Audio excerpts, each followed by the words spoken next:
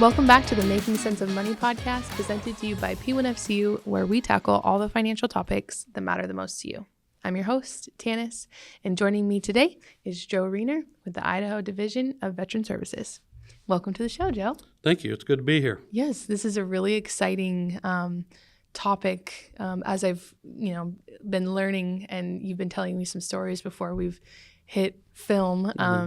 You guys do so much for our veterans and local families and for the state of Idaho. So I'm really excited to hear more. Can you tell us a little bit more about yourself, the Idaho Division of Veteran Services, and your role as State Service Officer? Certainly. So I'm a veteran. I'm a 21-year veteran of the United States Air Force. I went in to basic training, open general. They could have made me anything. And I was sitting at basic training and looking up on the screen, and they had two airplanes really close together, kind of like this. And I went, I don't know, that looks cool. And I filled out that dot, and 6 weeks later I was headed for a flight physical. Wow. And I ended up an in-flight refueling specialist. So I'm an airborne gas station attendant. So airplanes come up behind us, 23 feet behind us at about 500 miles an hour, depending on the altitude, anywhere from a few hundred feet above the ground to 25 to 30,000 feet in the air. And we can pump 1,000 gallons a minute from our airplane to theirs. Wow. And you still see them fly over here every now and then. That's air refueling track 9. I used to fly it a lot. That's incredible. It was fun. I didn't realize that you could enlist and not know exactly. Oh, yeah, you can go open general and Wow. you don't have a designated career field. It's It's really a little cool. risky. Yeah, of course. But anyway. Wow. That's really cool. But it was cool. Well, You want to go into the division? No, I was just going to say thank you for your service, first of all. You were worth it. And Yeah. everybody was worth it. Oh, That's why we do what we do. that's really awesome. Wouldn't have it any other way. Very awesome. So then, go ahead and. So Idaho Division of Veteran Services is a direct reporting unit under the governor, so it's not a department. But we have 4 Idaho State Veterans Homes. People here in Lewiston often think of the Veterans Home here as a VA home. Right. It's actually not. Right. It's an Idaho State Veterans Home, and there are 4. There's one in Post Falls. There's ours here in Lewiston. There's one in Boise that's being remodeled now. Ours is going to be remodeled next year. Oh, awesome. And then one in Pocatello. Then we have 2 cemeteries. We have the big cemetery in Boise and a new state cemetery in Blackfoot. And then there's the service officers, the Office of Veterans Advocacy. There are 18 service officers stationed throughout the state. We're in Post Falls. There's 2 of us here in Lewiston. We're in Caldwell, Boise, Mountain Home, Twin Falls, and Pocatello. Oh, wow. And then we also have the state VA approving agency for education. So there's a lot of smaller schools, flight schools, welding schools, little things here and there that if you meet the requirements through the VA, then your students can receive VA credit and VA funding to attend. So our approving agency does that for the VA. Awesome. And as a service officer, there's a big role that we have. Our guidance is based in 38 Code of Federal Regulations, which is about 2,200 pages of law. Oh, wow. So, yeah, you get lost in that. It's good if you're a nerd. It works out well. Sit at home and read 38 CFR and watch NASCAR until somebody crashes. But we primarily help veterans file their compensation claims is our number one thing that we do. Okay. And those are for injuries, illnesses, exposures, or events. And exposures like burn pits, Agent Orange, bad water at Camp Lejeune. I'm sure you've seen all the ads on TV and that kind of stuff. And then an event is you witnessed something horrific, something happened to you, something that's going to cause you to file a claim for depression, anxiety, post-traumatic stress disorder, something like that. So we look at all those. Those usually equate 1-for-1, come back for monetary benefits to compensate you for the loss of efficiency to earn an income. Gotcha. How much does that injury reduce your ability to earn an income? Right. Well, it goes anywhere from 0% up to 100%. So at 10%, you're $182 a month. But you do get VA healthcare, which is huge. We talked about that. Yes. However, at 100%, you're close to $4,000 a month. And there's even some that go higher than that, depending on if you're homebound and things. And you're talking some pretty you're getting pretty severe. Now your income's almost completely limited. Right. And there's a whole bunch of other benefits that kick in at 100% for your family. Champ VA medical insurance, dependents education assistance, Chapter 35. Your spouse and kids get to go to college. Yes. There's a lot of things that we can do and help with there. Gotcha. Almost every benefit is tied to what did the veteran do, where did they serve, what were they exposed to, what happened. And we have to piece that together every time. And do you see a lot of that? I mean, I do. Yeah, I can only imagine. I do. We were talking earlier, once in a while you'll get a widow that'll come in and looking to get a VA-issued grave marker, a headstone. And I'll look down at the discharge document, the DD-214, and I'll see the Vietnam Service Medal, Vietnam Campaign Medal. Well, that means they were boots on the ground Vietnam. They were exposed to Agent Orange. Well, Agent Orange comes with a lot of presumptive conditions. If you have one of these and you were there, you're automatically service-connected, even posthumously. I'll look at that death certificate. There's coronary artery disease. It's like, yeah, I'm going to get your headstone. I'm going to get you a headstone. I'm going to get you a flag, presidential memorial certificates, probably between $1,700 and $2,000 a month tax-free for the rest of your life, and Champ VA medical insurance. Gosh, that is just so incredible. And then the tears flow. Yeah. So your role in that is obviously it has to be like evidence-based. Yes, like, absolutely. Before you make those decisions. Absolutely. So what we do on the state side as veteran service officers, we don't adjudicate the claim. We file it. But it really helps if you know the law. Oh, absolutely. And especially if you can write the narrative that this is a slam dunk and you just kind of take the VA by the nose and lead them right where you want them to go. That makes sense. And we do that a lot. Yeah. Well, it's a beautiful thing because especially when you lose your loved one and you don't know the next step. Well, and even hardships while they're living, just to alleviate that. We change lives every day. Yeah. And then also, if there's a mistake on the VA part and a denial, then there's several levels of appeal, and we will help you with that, including, if we have to, we'll go to the Board of Veterans Appeals, which is we get to sit there in our suit and tie and talk to a federal law judge by video, usually from my office, and we'll argue your case in front of a federal law judge. Gosh. And then there are other lawyers that will take it beyond there. What a cool role you get to play in advocacy for, something that's so close to your heart. I mean, being a veteran yourself. Wouldn't have it any other way. That's incredible work to, doing something that fills your passions and doing so many good things for others, veterans specifically. I bet it is. Well, except for when you have to tell them, no, you didn't. Yeah. But then you get to fight for them, which is really cool. We usually do. That's really cool. So here in the Pacific Northwest, I mean, we talked about my grandpa being a veteran, and many of us know someone who is a veteran. What does the veteran population look like in our area here in LC Valley and surrounding areas? So my catchment area in the Lewiston office is the 5 central Idaho counties. So Layton, Nez Perce, Lewis, Clearwater, and Idaho counties. There's statewide, the demographic is about 10% of the population are veterans. In our area, it's a little higher. There's veterans like coming here for some reason. I was going to say. We're about 12%. So that equates to roughly 14,000 veterans in our area. But the LC Valley, you have to include Asotin County. So between Nez Perce County and Asotin, so Lewis and Clarkston, there's about 6,200 veterans there. And I want to add that there is a Washington Department of Veterans Affairs service officer in Clarkston. So there's 3 of us in the LC Valley to help, and we're still overrun all the time. You guys work closely together, regardless of the state lines and all that. Oh, absolutely. Yeah. It's a bigger picture than. Yeah. I love that. Well, it's the same common goal. I mean, absolutely. The only thing that's different is probably laws and. Some of the ancillary state benefits. Oh, okay. There's different. Like if you're 100% in Idaho, you can get a DV license plate for your vehicle that you don't pay the registration on. You can get a break on property taxes. Discounted hunting and fishing license and things like that. But the important stuff. Exactly. Yeah, exactly. But and they're a little different in Washington. Gotcha. But the federal benefits are all the same. Yeah. Oh, okay. Gotcha. And we talk to each other all the time. That makes sense. So on your website, and we have a little info card here. I mean, you guys have so many programs available for veterans. Can you explain what that means to have such a... I explained a little bit about what I do, and you realize the amount of time and effort it takes to do all that.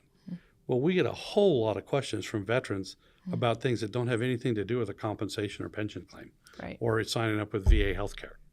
It's my grandfather's house is not safe for him anymore, and we're really worried. What can we do? You know, is there anything we can do? Well, maybe a little bit through healthcare with, you know, handicap bars and things, but you need to talk to the area agency on aging.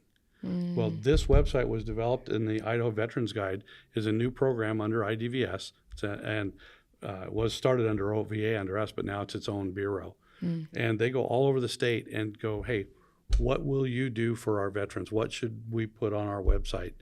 And link you to our website for veterans. And that's incredible. There you go. Yeah. Absolutely. We kind of talked about surviving members of families of veterans. Is there any other assistance that you guys provide other than, you know, like you mentioned the gravestone? What other kind of assistance? Schooling? Well, yeah, sure. So if a veteran did pass away from a service-connected condition, that surviving spouse and or children under the age of 23 that are unmarried or under the age of 18, they're eligible for that Dependents Education Assistance Chapter 35. Oh, okay. So they can go to school. That's incredible. Many people don't realize that there are financial resources available through your programs. How do these services help provide financial stability for veterans and their families? And that's what besides the obvious. Right. And that's what I started to allude to earlier. That's our bread and butter. Yeah. And that's where things really change lives. Like I spoke about a little earlier, we were talking about a couple maybe that their whole income is Social Security. Right. And it might be, $2,000, $2,400 a month. And they need to try to survive on that and this income. When the veteran is here with these conditions that are caused by service, and I can get them that service connection, the instant help is the monetary relief. Maybe get 1.5, 2 to 3 times what they're getting from Social Security. Now they have some breathing room. Yeah. The veteran gets VA health care. So now they can, his health care is taken care of. Now they can spend more time focusing on how they're going to take care of the spouse. Right. Those are the kind of things where we literally change lives every day. Yeah. There's other things too where there's some big ones. You don't see very many of these because they're restrictive. But if a veteran, is blind or loss of use, meaning it'd be equally served by amputation of 2 limbs, different things like that, they can be eligible for a special adaptive housing. Some of those are enough to even buy a new house. Oh, wow. And others to seriously modify a house. Then there's some small ones. There's a $6,000 one. It's called a home improvement and structural assessment, called a HISA grant. And that one's like widening doors to fit a wheelchair. Sure. Put a ramp on the house. Put handicap bars in the bathroom. Or like install a step-in tub. They won't do that one. Oh, that one's a little bit pricey yet. Gotcha. They'll do a lot of other stuff. Yeah, sounds like it. Well, and if you're having those kinds of challenges, then maybe stairs in your home isn't. And for veterans that get service connected, percentage-wise, there's a program called Vocational Rehabilitation and Education. They can apply for VRE, and VRE is going to assess them and say, okay, this is what you can't do. We think you can do this. Why don't we pay for your school, your education, give you money to go to school, buy your computer, buy whatever you need to get you trained to do that. That's incredible. And they do. Heck yeah. It's huge. Yeah, absolutely. It's absolutely huge. So can you explain how it works with like the amount of assistance you are to provide? Is that, does it fluctuate based on like economy and like the changing of things? Well, obviously, you hear there's that. a cost of living allowance change. And then it's based on the percentage it's not linear. So it's not like it's 182 for 10% and 360. Sure. It goes up a lot to where you're in the 4,000s up at 100. And that's based on your efficiency.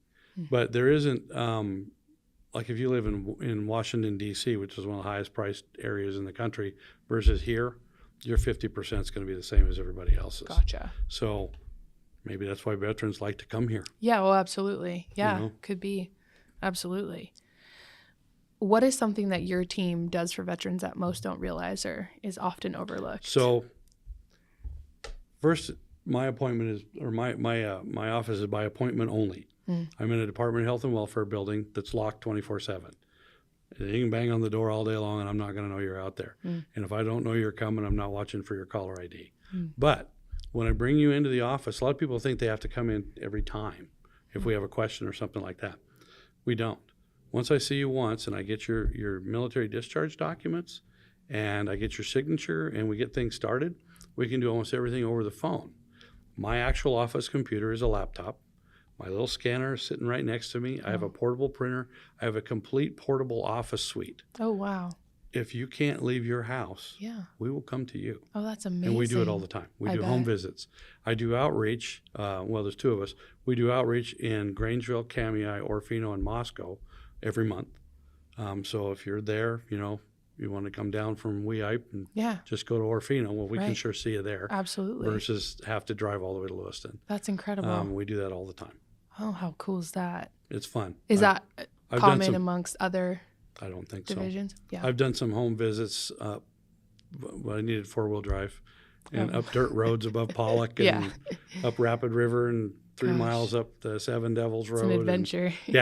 Idaho County's pretty big. Yeah, it is. It is. That's a lot of ground to cover for sure. So if we have a veteran or a family member that's listening and is unsure where to start, what would you say is their first step to take? 208-748-7663. Leave the information requested on our voicemail. We're going to try to pick up the phone, but we get sometimes upwards of 500 to 1,000 phone calls a month in our 3-person office. Probably going to go to voicemail.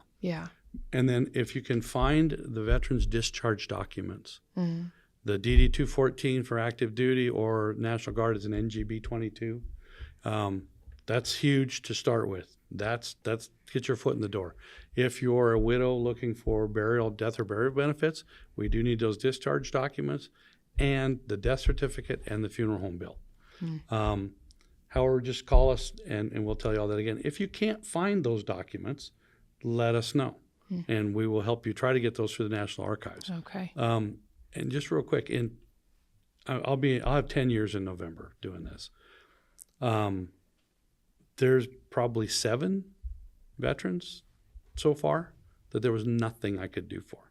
Oh. So everybody needs to come and see us. I know we're busy.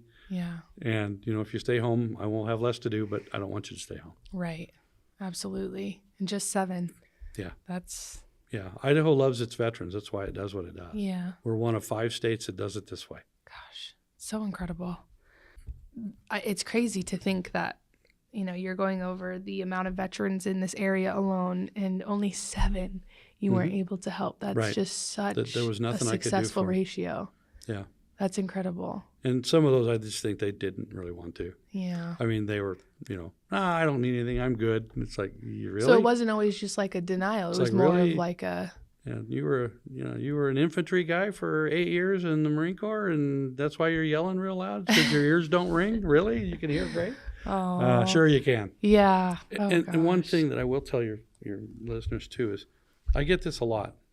Veterans are proud people, and they don't want a handout for sure, and they don't need it, and that's okay.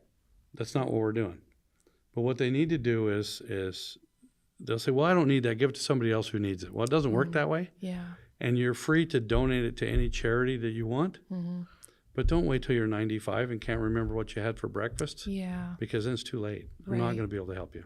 That's a good piece of advice. Get in there early. And then if you want to give the money away to charity, go ahead. Yeah. But let's get you service connected so that when you need a $10,000 a month nursing home, we can help you. Absolutely.